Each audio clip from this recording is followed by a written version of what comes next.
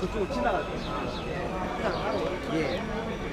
행사만, 기념 행사만. 예, 기념 행사만 페스티벌만 하고 축구는 올림픽 경기장에서. 오늘 서른도 오는 거예요? 서른도. 나훈아하고 다 오죠. 나훈아는 별로고. 아니, 서른도는.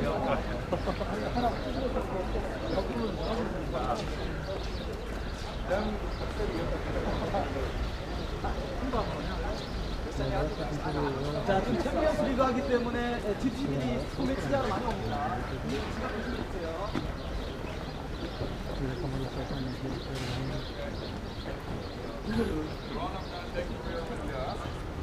와우.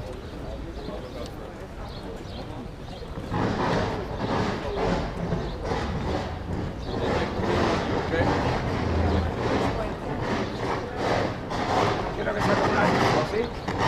Hay mucha gente seguro por ahí.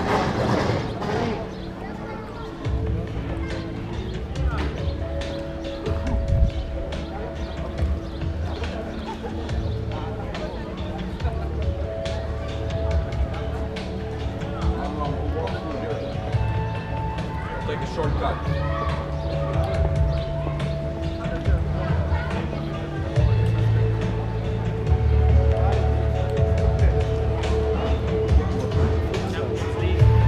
Champions League. Champions League Stadium. Okay.